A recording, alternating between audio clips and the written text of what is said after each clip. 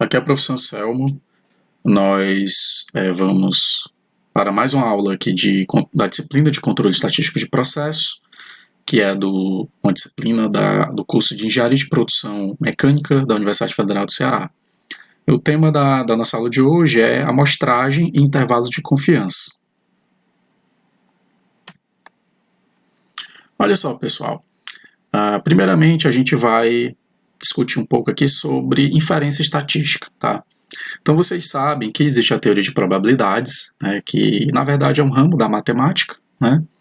E na teoria de probabilidades, a gente utiliza um processo lógico-dedutivo, né, a partir dos axiomas da teoria de probabilidades, né? Então, a teoria de probabilidades ela é um conjunto de fatos, né, de teoremas, certo? De derivações, por meio de um processo de raciocínio, né, dedutivo, né, que se inicia nos axiomas da teoria de probabilidades, certo? Então, a teoria de probabilidades é matemática, tá? Por outro lado, nós temos a inferência estatística, a qual é um processo de raciocínio que busca fazer generalizações quanto a um todo, certo? Esse todo, frequentemente a gente se refere a ele como população, certo? Mesmo que não seja uma população de pessoas, né? Então esse todo aí, esse termo população é um termo, né, genérico que representa um todo, né? E aí o objetivo da inferência estatística é a gente fazer generalizações com relação a esse todo, né, a essa população, por meio de características de uma parte, que nós chamamos de amostra, certo? E para isso nós utilizamos os modelos teóricos da teoria de probabilidades. Tá? Então a teoria de probabilidades ela nos auxilia de forma que a gente possa tirar conclusões acerca de uma população sem ter dados completos sobre essa população, né? Tendo apenas dados de uma amostra, que é uma parte, né? Uma parte da população. Tá? Então a inferência estatística ela busca, né, fazer generalizações, certo? E utiliza a teoria de probabilidades para poder realizar essas generalizações, certo? Então, as generalizações da inferência estatística, elas são baseadas em probabilidades, elas são probabilísticas, certo? Então, elas têm uma certa garantia probabilística, tá bom? Então, aqui é a noção, né, a representação de amostra e de população, certo? Então, nós temos o todo, que é a nossa população, nós retiramos a amostra, né, que é uma parte, a partir das características da amostra, a gente quer concluir algo sobre a população. Tá? A pergunta é como se podem fazer generalizações confiáveis quanto à população com base somente em informações da amostra. Né? Para isso é que a gente usa a teoria de probabilidades. Tá? Então, olha só, pessoal. Frequentemente a gente trabalha com amostras com certo tamanho. Né? Então, a gente fala em amostras de tamanho N, onde N é o tamanho da amostra. Tá? Então, assim, uma amostra de tamanho N, ela tem N observações, certo? Então, ela tem N pontos ali de dados, né, observados, tá? Então, imagine que você vai realizar uma amostra de um grupo de pessoas, não uma população de pessoas, certo? E aí você vai pegar uma parte ali, né, e aí você vai observar uma certa variável daquela amostra, tá? Então, imagina assim que você tem uma população de pessoas, você pega uma amostra de N pessoas, esse N é um número inteiro, né? E aí nós nós estamos interessados, por exemplo, na estatura dessas pessoas, né? Na sua altura, certo? Então, cada uma das N pessoas vai ter uma altura que a gente vai representar por X, né? Então, a gente vai ter X1, X2 até Xn, onde cada um dos X, né, índice I, é a altura da pessoa que antes de eu observar eu não sei qual é. Então, se eu pego uma pessoa aleatoriamente, certo?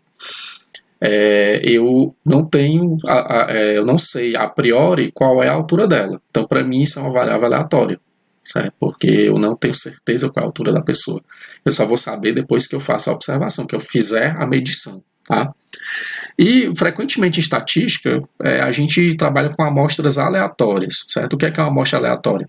É quando eu sorteio elementos da minha população de uma maneira aleatória, certo? Então, eu não vou escolher os elementos usando uma certa regra, por exemplo, não. Eu vou simplesmente sortear aqueles elementos, né, da minha população, certo? Então, a minha amostra ela é sorteada, tá? Então, olha só, se eu retirei uma amostra, né, eu sorteei uma amostra aqui de N pessoas da população, tá? Então essa minha amostra ela vai corresponder a um conjunto aqui de variáveis aleatórias que correspondem à altura de cada uma dessas pessoas, se eu estou interessado nessa variável, né? Então eu tenho a altura da pessoa 1, né, que é a variável x1, a altura da pessoa 2, que é a variável x2, até a variável xn, que é a altura da pessoa n. Tá? Se essa amostra é aleatória, né, cada uma dessas alturas aí, x índice i, segue uma certa distribuição de probabilidades, que é a distribuição de probabilidades da população, certo?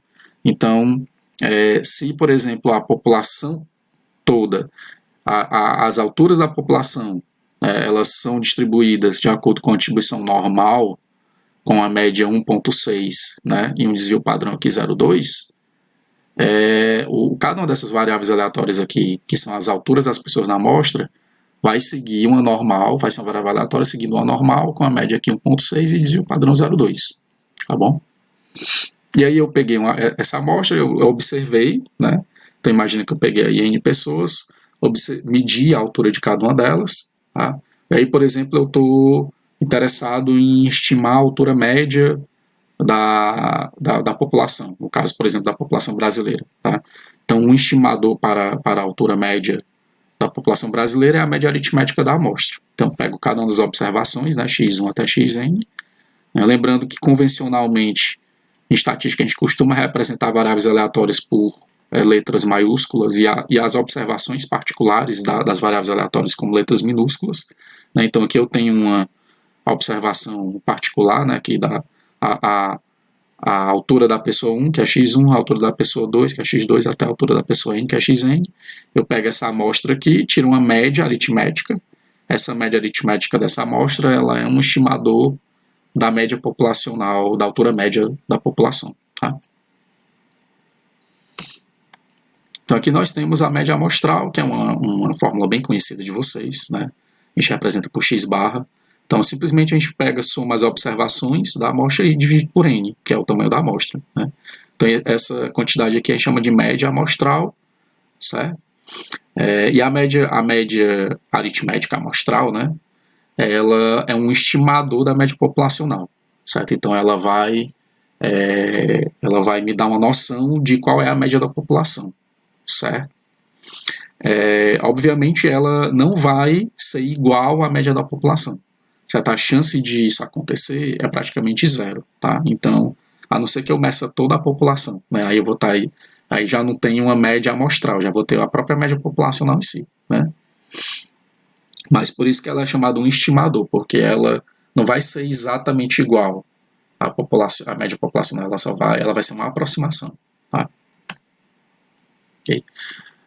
Então, olha só, o que é interessante também, muito importante vocês entenderem e lembrarem, né, aqueles que já fizeram estatística, que a amostra ela é um conjunto de variáveis aleatórias, certo? Então, cada vez que eu retiro uma amostra aleatória de uma mesma população, os números as observações da amostra dão diferentes, certo? Se eu realizo amostras aleatórias com reposição, por exemplo, né?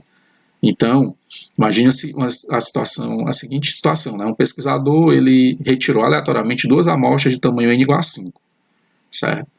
Então, 5 pessoas aleatoriamente ali na rua, né, e mediu a estatura, né, de cada uma dessas 5 pessoas. Então, se você sortear 5 pessoas aleatoriamente, aí você foi lá e mediu, né? Então você tem uma amostra 1 aqui, você tem a altura de cada uma delas, né? 1.54, 1.82, 1.63, 1.76 e 1.57. Você tira a média amostral aqui, isso deu 1.66, tá? Então, se você só tem essa amostra, o seu estimador da média populacional, com base nessa amostra de tamanho 5, ela vai ser 1.66. Então você vai dizer, olha, minha estimativa aqui da altura média dos brasileiros, por exemplo, né, se você estiver pegando aí aleatoriamente uma amostra de brasileiros, é 1.66, tá? Se você retirar uma segunda amostra de 5 outras pessoas que você sorteou aleatoriamente na rua, você vai ter outras 5 medidas diferentes, tá? Então você vai ter, por exemplo, 1.72, 1.53, 1.90, né, 1.79, 1.62. Se você tirar a média, dá diferente, ó. Então deu 1.71, certo? Então vejam que a amostra, as observações de uma amostra que você retira aleatoriamente, elas são variáveis aleatórias. E quando você computa a média amostral, também a média amostral também vai mudar a cada amostra que você retira. Então a própria média amostral, ela também é uma variável aleatória, certo? Uma vez que as amostras são retiradas aleatoriamente. Então é bom sempre ter isso em mente também, tá? Que a média amostral, esse estimador da média populacional, né, ela é uma estatística amostral, né, e ela é uma variável aleatória, porque a cada amostra que você retirar aleatoriamente, a média amostral vai dar um valor diferente, tá? Então ela vai ser uma variável aleatória, ela vai ter uma distribuição de probabilidades, certo? Então a gente vai falar na distribuição de probabilidades da média amostral, tá? Então, pessoal, olha só, essa ideia da média amostral, né? A média amostral é um estimador da média populacional, tá? Isso nos leva ao conceito de estimadores e estatísticas, certo? Então, o que é que a gente chama de estatística? Tá? Não a ciência estatística, né? Mas uma estatística, a gente chama de qualquer função das variáveis aleatórias observadas na amostra, tá? Então, a média amostral ela é uma função das observações da amostra que são variáveis aleatórias. Tá? Então, a gente diz que a média amostral ela é uma estatística, certo? Porque ela é uma função computada a partir das observações da amostra, tá? Então, olha só, dado um certo parâmetro populacional, né, que a gente chama aqui genericamente de θ, um estimador é uma estatística, certo? Que aí a gente denota por θ chapéu, que tenta estimar o valor de θ, tá bom? Também se diz que o θ chapéu é um estimador pontual de θ, tá? Então, o x-barra, que é a média amostral, ela é uma estatística, né, que é um estimador para o parâmetro populacional μ, certo? Que é a média populacional. Então, a notação mais usada, né, nos livros texto de estatística é μ denotando, né, a média populacional, certo? Então, a gente costuma usar letras gregas para os parâmetros, né, populacionais, certo? A variância, por exemplo, usa sigma, né, sigma ao quadrado, dizia o padrão sigma, e a variância sigma ao quadrado, tá? Então, a média amostral x-barra ela é uma estatística amostral, né, que é usada como um estimador para μ, que é a média populacional. Perfeito? Olha só, pessoal. A média amostral, como ela é uma variável aleatória, certo? Ela tem uma média, né? Ou seja, ela tem um valor esperado. O valor esperado da média amostral é a média populacional, tá? A gente consegue demonstrar isso, certo? Essa demonstração ela é bem comum, é bem simples e ela consta nos livros texto de estatística, tá? Então, o valor esperado da média amostral é a média populacional, tá? E qual é a variância da média amostral, certo? Então, a gente também pode mostrar, né, que o sigma 2, né, a variância da média amostral, x-barra, certo? É a variância populacional, sigma 2, né, dividido pelo tamanho da amostra. Tá?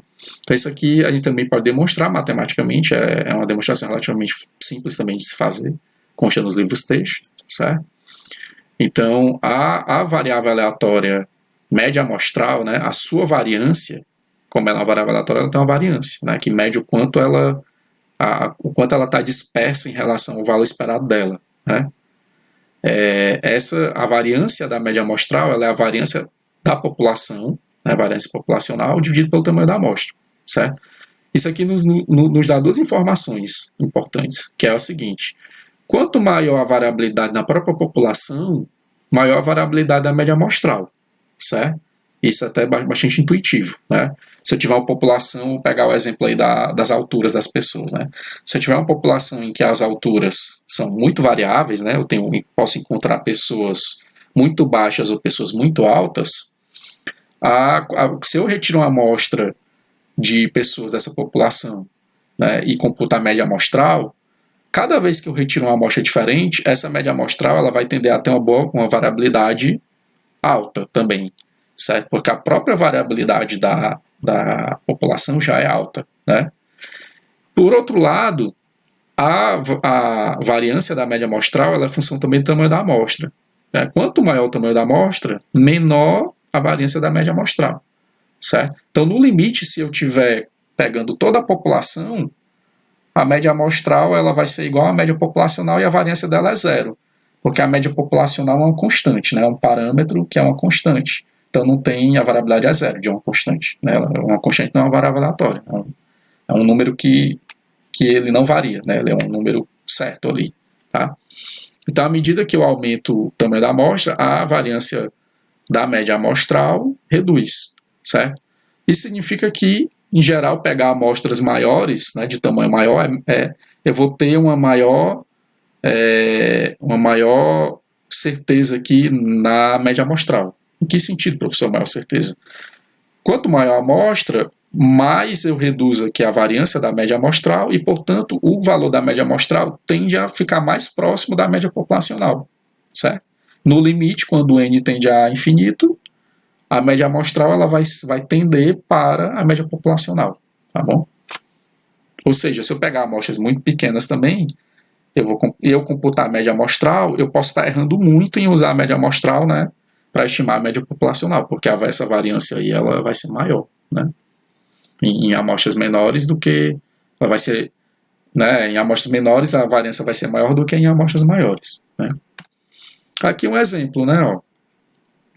Um exemplo aqui bem simples.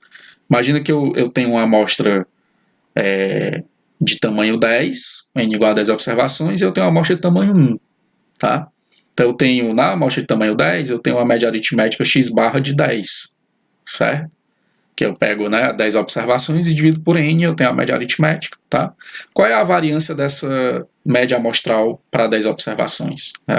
Então a variância aqui da média amostral para 10 observações, ela é sigma 2 dividido por 10, certo? Já se eu pegar só uma observação, né, uma amostra de tamanho n igual a 1, a minha média aritmética, x barra 1, ela vai ser exatamente a própria observação, né? Porque eu só tenho uma observação, né? Então é ela dividida por 1, né? Então, ó, a variância dessa média amostral, entre aspas, né? Com uma observação só, ela é exatamente a própria variância da população, né? Porque é sigma 2 dividido por n, que é igual a 1, certo? Então vejam que a variância aqui de uma amostra com 10 observações, né? Ela é sigma 2 dividido por 10, e a variância de uma amostra com observação é só sigma 2. Portanto, essa variância aqui é menor, tá? Então esse estimador aqui, ele vai ser um melhor estimador da média populacional. Então a média amostral de uma amostra com 10 observações, né, a variância da média amostral x barra 10 ela é menor. Portanto, o x barra 10 é um melhor estimador da média populacional do que o x barra 1. Tá? Então, quanto maior o tamanho da amostra eu usar, melhor, porque eu vou ter um estimador melhor. Tá? Professor, e por que na prática a gente não usa então amostras grandes, né? Porque, em geral, você coletar amostra envolve um custo, certo? Então, você tem um custo de coleta de dados, tá? E dependendo da sua aplicação, esse custo pode ser bastante alto, né? Então, às vezes é inviável você pegar uma amostra grande porque o custo é alto, e aí você tem que se contentar com amostras pequenas, né? Olha só, pessoal, o erro padrão. O erro padrão ele é um conceito muito importante também em inferência estatística, né? E o erro padrão nada mais é, né, do que o desvio padrão de um estimador. Tá? Então a gente dá esse nomezinho de erro padrão. Certo? Então o desvio padrão de um estimador teta-chapéu é chamado de erro padrão. Né? Ele é comumente utilizado como medida da precisão da estimativa. Né? Então pega aqui o sigma, o desvio padrão do teta-chapéu, tira a raiz, ele é o quê? Igual a raiz da variância do teta-chapéu, né? Que é a definição de desvio padrão. Né? Desvio padrão é a raiz da variância. Tá? Então, o que é o erro padrão da média amostral? O erro padrão da média amostral é a raiz quadrada da variância da média amostral. Certo? Então, é só uma questão de nomenclatura aqui. Quando vocês ouvirem o que é um erro padrão, ele é o desvio padrão de um estimador. Tá? Então, olha só. Como o valor esperado do estimador e seu desvio padrão são funções dos parâmetros populacionais, e muitas vezes eles são desconhecidos, né? Os padrões populacionais. Então, frequentemente, a gente usa uma estimativa para computar o erro padrão. Tá? Então veja aqui, o erro padrão de um estimador teta-chapéu é a raiz da variância do estimador teta-chapéu, e essa variância aqui, frequentemente ela é função da variância populacional, certo? Como é o caso, eu vou voltar um slide, né? Ó, vou botar 2 slides, né? Ó. A variância da média amostral é função da variância populacional. Só que essa variância populacional aqui eu não conheço. É justamente o que eu quero estimar, né? Tá? Então, frequentemente a gente usa um estimador aqui da variância populacional, certo? E aí eu vou ter um erro padrão estimado, tá? E não um erro padrão exato, certo? Então, o erro padrão da média amostral, ó, sigma de x barra, né, o desvio padrão da média amostral, é o desvio padrão populacional dividido por raiz de n. Simplesmente tirei a raiz da variância, tá? Então, sigma sobre raiz de n. Certo? Então, como frequentemente eu não conheço esse sigma populacional, né, o desvio padrão populacional, a gente usa um estimador aqui no desvio padrão populacional, que o mais óbvio é o próprio desvio padrão amostral, né? Então a gente vem substituir o desvio padrão amostral e a gente tem um erro padrão estimado, tá?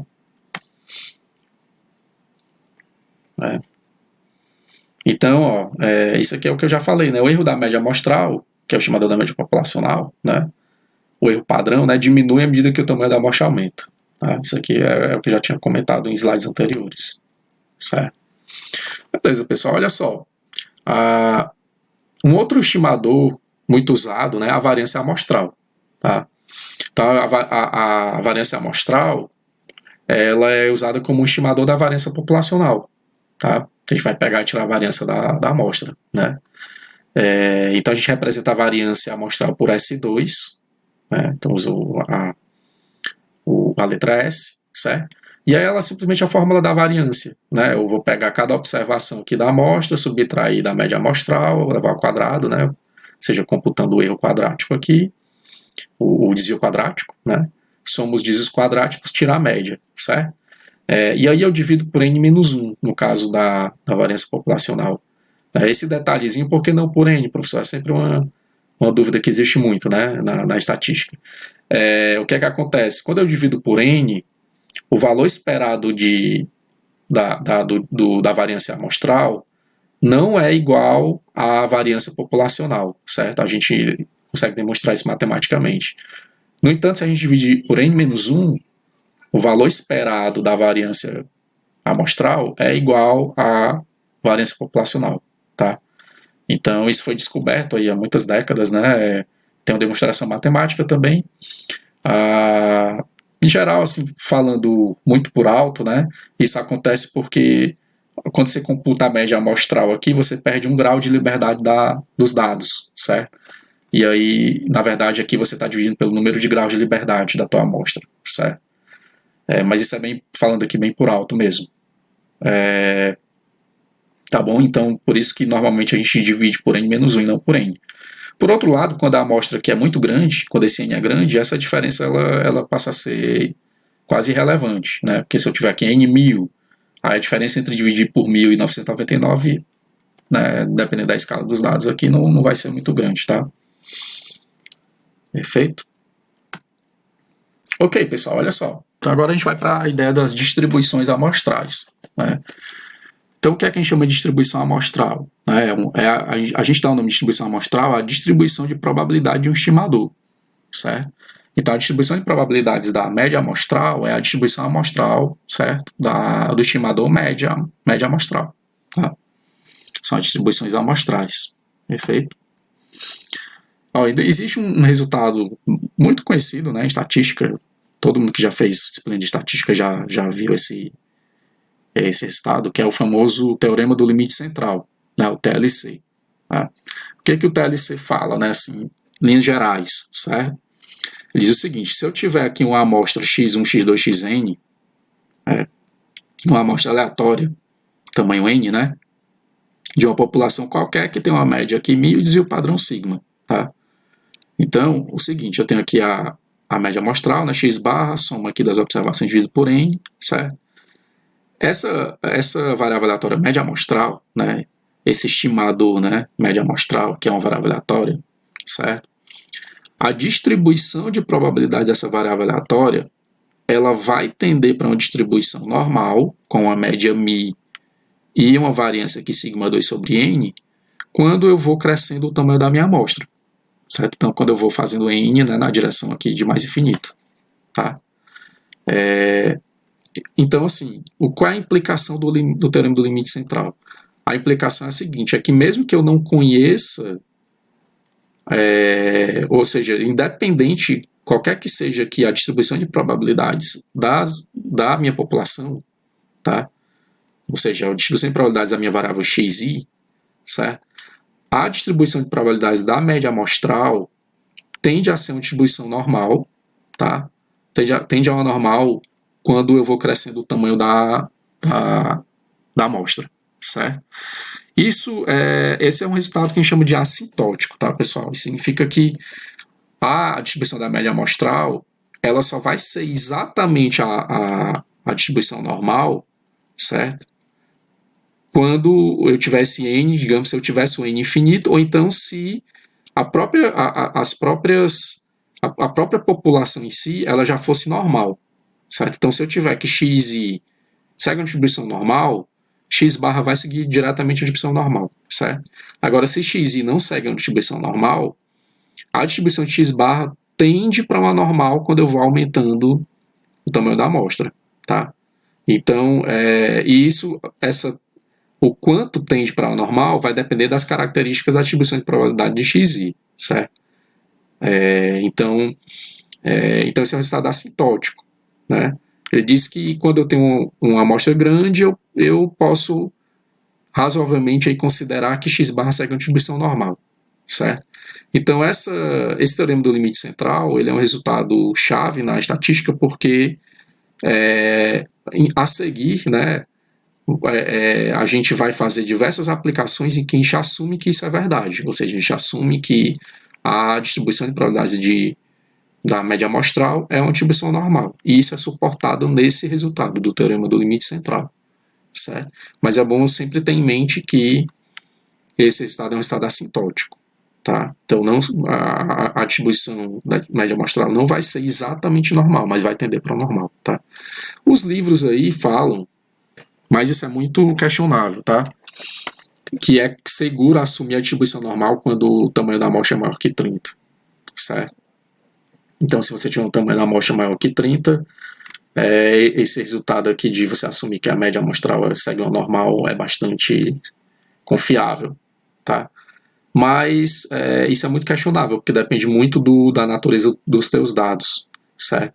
Então, eu acho que é muito melhor você tentar plotar os dados e ver, fazer um histograma, né, e ver qual é o comportamento desses dados, se eles, né, se eles têm um comportamento aí que possa lembrar alguma coisa da normal, e aí você vai ter mais segurança de que a média amostral segue uma normal, né, você pode assumir isso, né. Se os teus dados têm um comportamento que não é normal, né, está muito longe da normal, eu usaria amostras bem maiores do que n igual a 30, tá? Talvez n maior que 100, alguma coisa assim, tá? Beleza, pessoal, olha só.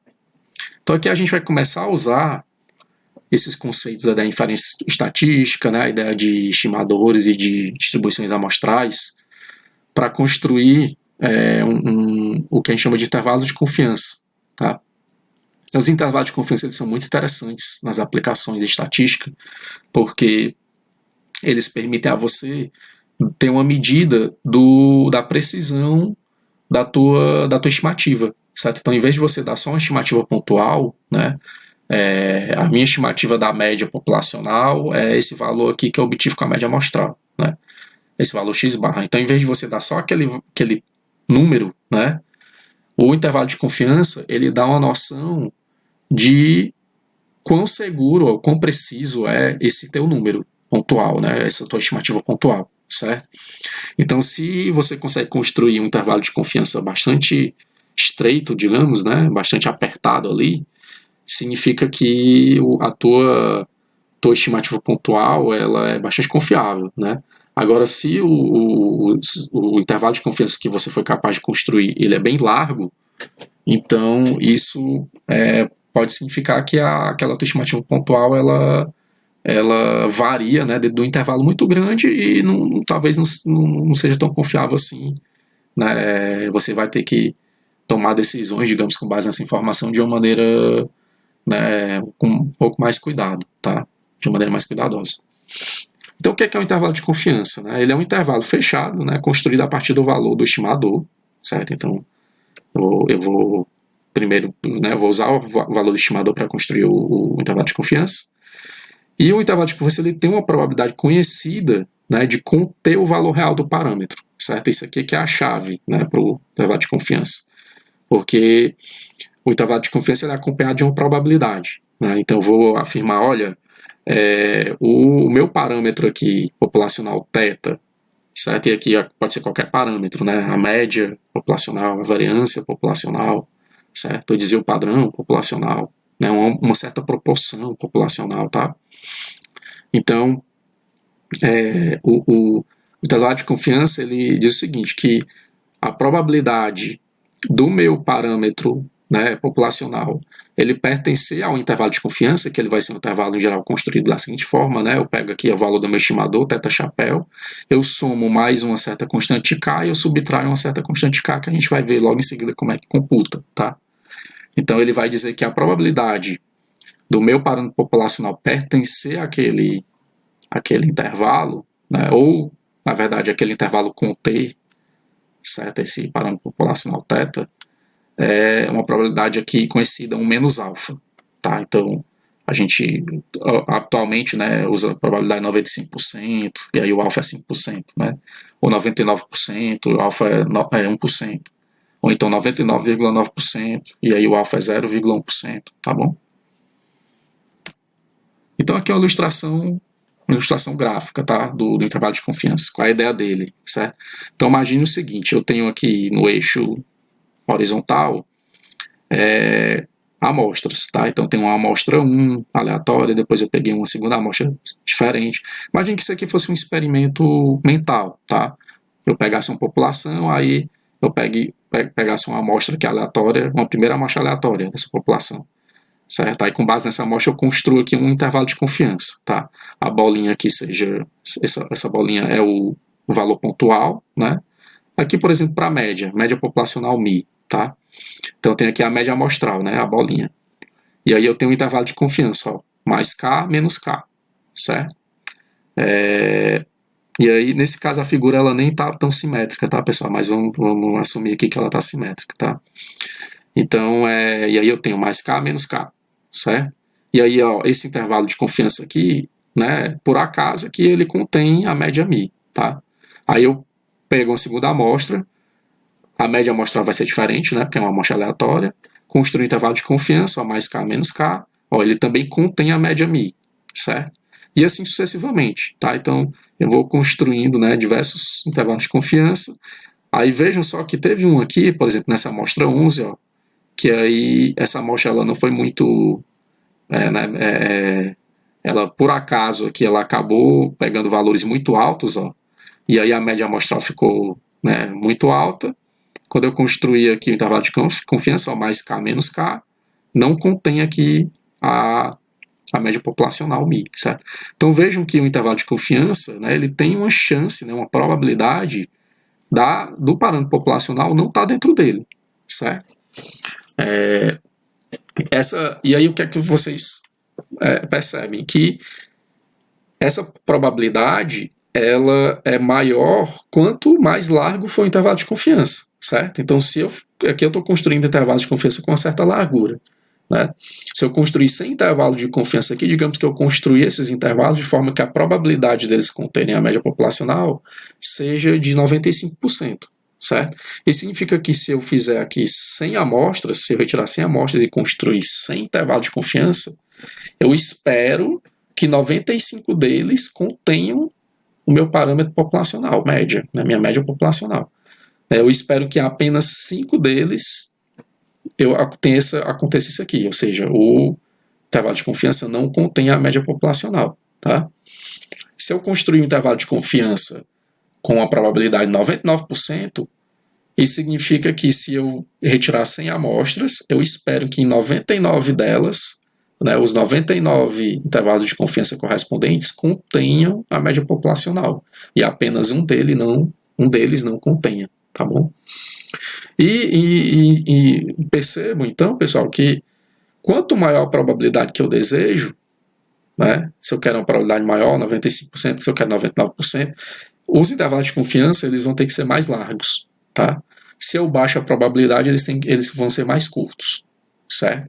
Então existe um trade-off aí, né, entre certeza, né, entre a probabilidade e o tamanho do intervalo de confiança. Quanto mais certeza eu quero ter, mais largo vai ser o intervalo de confiança.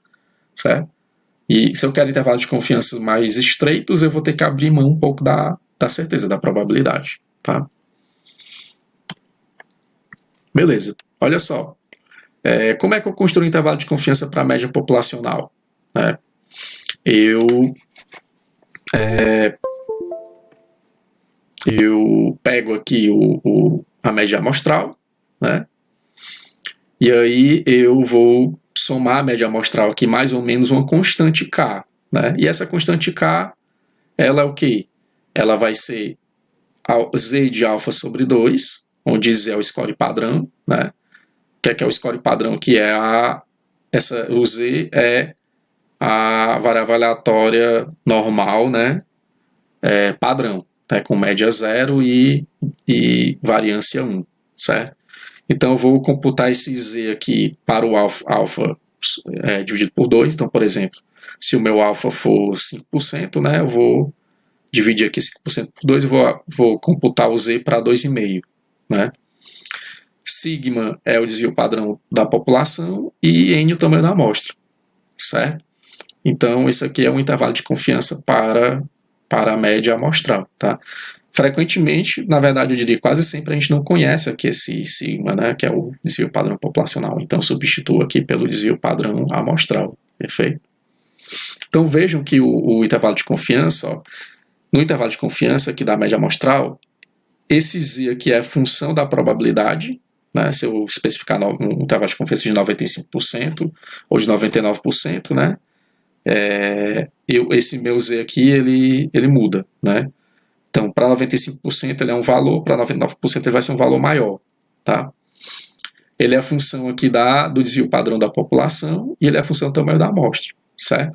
Então, se eu quero ter intervalos de confiança mais estreitos, fixando aqui a probabilidade, isso aqui, o desvio padrão da população é uma característica da população que eu não consigo mudar, é uma constante, né? Então, o que eu tenho liberdade aqui para mudar é o tamanho da amostra e probabilidade do intervalo de confiança, né? O nível de confiança que a gente chama, né? Então, o nível de confiança e o tamanho da amostra. Então, se eu quero intervalos de confiança mais estreitos, né, eu vou ter que ou reduzir o meu nível de confiança ou aumentar o tamanho da amostra, tá? Okay. E aí, claro, como eu falei, na prática você nunca tem praticamente o desvio padrão populacional. Então a gente usa o desvio padrão amostral, que é S, certo? O que significa que o intervalo de confiança, a probabilidade dele, né, de 95% também é uma probabilidade aproximada. Uma probabilidade de 95% a 99% também é aproximada, porque eu tenho uma aproximação aqui do desvio padrão populacional usando o desvio padrão amostral. Então esse é um procedimento para construir um intervalo de confiança para a média populacional, né, pessoal? Eu vou escolher primeiro o meu nível de confiança, o meu nível menos alfa, né? Então, se eu quero ter uma confiança de 95%, eu tenho um alfa aqui 5%. Se eu quero 99%, alfa 1%. Calculo a média amostral, x barra, encontro o valor lá do meu score padrão, Z de alfa 2. A gente pode usar uma tabela, né, distribuição normal padrão, ou usar um software, né, ou olhar na internet. Tá? E aí o intervalo de confiança é simplesmente x barra mais ou menos Z de alfa sobre 2, S sobre a raiz de N. Tá? Beleza. Uma aplicação que a gente também faz bastante é determinar o tamanho da amostra. Tá? Então, digamos que eu tenho quero atingir um certo nível de confiança e eu especifico um dado tamanho de intervalo, eu especifico um K que eu quero. Né? Então, eu especifico o tamanho do intervalo e especifico o nível de confiança, 95%, 99%. 99,9%, tá? E eu quero saber qual é o tamanho da amostra N para eu construir um intervalo de confiança com esse tamanho que eu desejo, com esse nível de confiança que eu desejo, certo? Então, basta a gente pegar lá do intervalo de confiança, né, que ele é x barra mais ou menos k, intervalo de confiança aqui para a média, eu pego a constante k, ela é o que? Ela é z de alfa sobre 2, s sobre a raiz de n. Eu simplesmente faço uma continha aqui para isolar o n, né, eu inverter isso aqui, e a gente vai chegar nessa fórmula aqui, n é z de alfa sobre 2s sobre k elevado ao quadrado. Tá?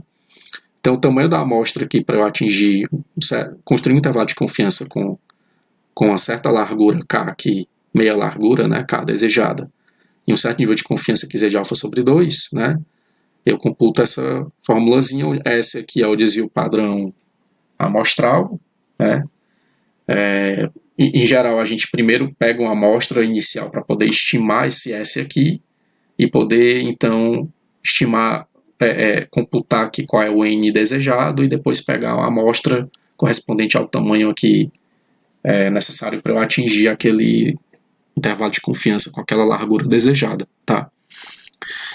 Notem aqui que o tamanho da amostra, ela, quanto maior, né, quanto mais estreito for o intervalo de confiança que eu quero, ou seja, quanto menor o K, maior o tamanho da amostra. Isso varia com K ao quadrado, certo? E também, quanto maior o nível de confiança que eu desejo, né? Ou seja, quanto maior o Z de alfa sobre 2, maior também o tamanho da amostra. Tá? Olha só, pessoal. E o que é que acontece quando eu tenho amostras pequenas? Por exemplo, N menor que 30. Tá? O que a gente sabe, pessoal, é que nesse caso, o mais seguro é a gente usar, em vez da normal, né? A gente usar uma distribuição que se chama T de student. Então a gente chama agora da estatística T em vez de Z, né? Que é o score padrão Z, que é a normal padrão. A gente vai usar a distribuição T, certo? Então a estatística T segue uma distribuição T de student, né? Com N menos 1 grau de liberdade, tá? Então a estatística aqui T, que é o X barra, né? A gente padroniza, né? Pega a média amostral, a média amostral, né, menos a média populacional dividido por S, que é o desvio padrão amostral, sobre a raiz de N, essa estatística aqui, né, T, ela segue uma distribuição T de student com Ni graus de liberdade, onde Ni é N menos 1, tamanho da amostra menos 1. Tá? Então, no caso de amostras pequenas, N menor que 30, a gente, em vez de computar Z, que é a normal padrão, a gente computa T, que é T de student, certo? A T de student, ela é uma distribuição em formato de sino também, parecida com a normal. A diferença é que ela tem as caudas um pouco mais largas, né, do que a normal, quando a gente põe, se a gente puser, porque a figura não tem a representação da normal aí. Mas se a gente puser a student junto com a normal, a student tem essas caudas aqui mais largas, que isso ocorre justamente porque ela acomoda a variabilidade do desvio padrão amostral, certo? Então ela é uma distribuição mais adequada para quando eu tenho amostras com tamanho pequeno, tá? E aí no caso do intervalo de confiança para a média populacional, quando a amostra é pequena, a gente usa, em vez de Z, usa T, onde T a gente olha na distribuição T de student, né? Tá bom? Ok. E aí o procedimento para a construção de um intervalo de confiança? Quando a amostra é pequena é praticamente o mesmo, né? Só a diferença é que a gente substitui Z por T. Beleza, pessoal, para a gente completar aqui essa nosso passeio aqui, breve passeio aqui pela inferência estatística, né, e construção de intervalos de confiança, eu vou falar um pouco sobre proporção amostral, tá? Então o que é a proporção? Digamos que eu tenho P aqui, a proporção de indivíduos em uma população com a característica de interesse, certo? Então, proporção de indivíduos numa população, né, que tem uma certa doença, né, ou que tem, por exemplo, nível superior, tá? Então tem alguma característica de interesse, eu quero que tenha a proporção, né, ali na população. Então eu tenho, sei, 20% da população tem nível superior, tá? E aí eu quero, a partir de uma amostra, estimar isso, certo? Eu peguei uma amostra aqui x1 a xn, né, uma amostra aleatória, e aí eu vou usar como estimador da proporção populacional a proporção amostral, que é a proporção da amostra, né? Então, a proporção amostral, a fórmula dela, ela é praticamente igual à da média amostral quando eu considero essas variáveis x e como sendo variáveis binárias, né? Que é o x igual a 1, caso o indivíduo apresente a característica, e x igual a 0, caso contrário, tá? Então, quando eu observo, peguei uma amostra de tamanho n, aí eu fui observar cada um dos indivíduos ali naquela amostra, né? E o primeiro indivíduo tem a característica? Tem, então o valor da variável é 1. Não tem, o valor da variável é 0, tá? Então, são variáveis que a gente chama de variáveis de Bernoulli, né? E então a gente soma aqui essas variáveis 0 e 1, né, para cada um dos indivíduos, dividido por n, a gente tem a proporção amostral, né, o p-chapéu. Tá? Então, a proporção amostral, alguns detalhes mais técnicos aqui sobre ela, né, ela segue uma distribuição binomial, né, distribuição de probabilidades binomial, o valor esperado dela na verdade, essa variável, né, não a proporção amostral, né, a variável que é a soma lá das variáveis de Bernoulli, né, x1, x2 até xn, essa variável y aqui, ela segue uma distribuição binomial, né, com o valor esperado aqui em NP, onde P é a proporção populacional e variância NP 1 menos P, tá? E N é o tamanho da amostra, tá? E aí, o que é que acontece? Como a proporção amostral ela é essa soma aqui dividida por N, né? Então, o valor esperado da proporção amostral, P-chapéu, é NP dividido por N, que é P, e a variância da proporção amostral P-chapéu vai ser NP 1 menos P dividido por N ao quadrado. E aí eu corto um N e fica simplesmente a variância da proporção amostral P 1 menos P dividido por N. Tá? Então, logo, a proporção amostral ela é uma variável aleatória, né, cujo valor esperado dela é a proporção populacional e cuja variância é P1 menos P, onde é P, né, a proporção populacional, que eu não conheço, né, dividido pelo tamanho da amostra. Tá? Então, quanto maior o tamanho da amostra, né, menor a variância da proporção amostral. Ou seja, é equivalente, né, similar, né, à média amostral, né, que também, quanto maior o tamanho da amostra, né, a variância da média amostral também é dividida por N, né, então também vai diminuindo. Tá? Então, assim, no limite, né, se eu pegar toda a população, assim, à medida que N vai tendendo para mais infinito, a variância de P-chapéu vai tendendo para 0, e aí P-chapéu vai ser, a proporção amostral vai ser exatamente igual à própria proporção populacional P que eu quero estimar. Né?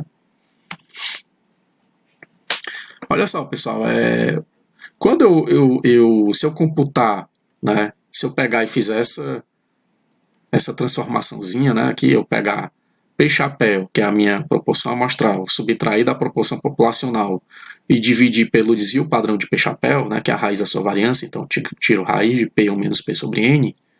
Essa quantidade aqui, quando eu tenho amostras grandes, né, ela tende para o score Z, que é a distribuição normal padrão. Tá?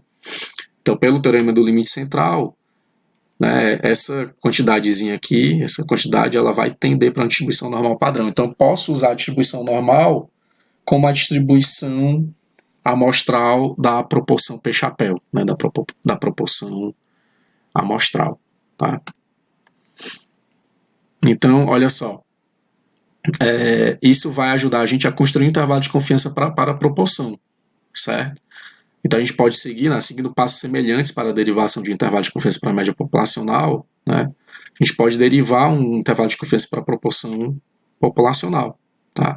Então, se eu tiver uma amostra, eu computo aqui P-chapéu, né, a proporção amostral, e aí eu posso construir um intervalo de confiança mais ou menos uma certa constante K, né, onde essa constante K ela vai ser dada pelo score padrão Z de alfa sobre 2, multiplicado pelo desvio padrão do estimador proporção amostral, né? No caso, o erro padrão aqui da proporção amostral, certo? Então, tira aqui raiz de P chapéu, 1 menos P chapéu sobre N. Professor, mas não é... Volte aí um slide, né? Volte 2, no caso. Ó, a variância de P chapéu é P 1 menos P sobre N. E, portanto, o seu desvio padrão é raiz de P 1 menos P sobre N. Eu não tinha que usar P? Por que tem P chapéu lá? Por que é P chapéu? Porque eu não conheço, né, a proporção populacional. Então, a gente usa a proporção amostral aqui, tá? Também. E dessa forma, esse erro padrão aqui, ele é aproximado também, né? Ele é estimado, ele não é o erro padrão exato, tá? Então, como é a construção de intervalo de confiança para a proporção populacional, né? Estabeleço o nível de confiança, menos alfa, calcula a proporção amostral P chapéu, encontro um valor crítico aqui Z de alfa sobre 2, dada a minha confiança, né, que eu escolhi, a partir da tabela aqui da normal. Lembrando que isso aqui é para amostras consideradas grandes, né, ou com N maior ou igual a 30, porque a gente está se baseando aqui no teorema do limite central, tá? E aí eu venho e calculo o intervalo de confiança por meio da seguinte fórmula, o P chapéu mais ou menos Z de alfa sobre 2, raiz de P chapéu menos P chapéu sobre N, tá bom? Então, formulazinha bem simples aí. Né? Finalmente, se eu quiser calcular o tamanho da amostra, né? Então eu quero obter um certo intervalo de confiança, né, com uma certa largura, meia largura K, né? Então, escolho aqui a meia largura do meu intervalo de confiança, e escolho meu nível de confiança, tá? Então, a gente simplesmente invertendo lá a formulazinha do erro padrão, né? Eu chego no tamanho N, tamanho da amostra aqui, N desejado, né? N para aquele K, aquela meia largura do intervalo de confiança desejado, e para aquele nível de confiança, né? Então, N vai ser Z de alfa sobre 2 sobre K ao quadrado, P chapéu 1 menos P chapéu, certo? Essa formulazinha aqui vem de onde? A gente inverter isso aqui, né? A gente pegar esse erro padrão aqui, aliás, o K, né? Que é o score Z multiplicado pelo erro padrão, certo? E eu isolar o N, é um exercício que vocês podem fazer em casa, né? E a gente chega nessa fórmula, tá? Vejam que o tamanho da amostra aqui ela é função da proporção amostral, mas digamos que eu não... Se eu já retirei uma amostra prévia, eu tenho uma noção aqui desse P chapéu, e aí eu posso substituir, tá? Mas se eu não retirei amostra nenhuma, na verdade eu quero computar o tamanho da amostra para eu retirar, né? Então eu não tenho esse P chapéu. Então, na prática se usa muito esse P chapéu como 0,5 aqui, certo? Então, venho substituir aqui 0,5, né? Substituo 0,5, fica 0,5 e 0,5, tá? Dá 0,25, né? E aí eu substituo isso aqui por 0,25, certo? E aí computo o tamanho N da amostra, tá bom? Então, vejam que dá de forma similar a média amostral, né? O tamanho da amostra aqui, por causa de proporção também, quanto mais estreito for o intervalo de confiança que eu desejo, ou seja, quanto menor K, maior vai ser N. Né? Quanto maior a confiança, também maior vai ser N, tá bom? É isso, pessoal. Então, essa foi a nossa aula sobre um pouco aqui de intervalos de confiança, né? Distribuições amostrais e intervalos de confiança, tá bom? E a gente se vê aí na próxima aula. Muito obrigado.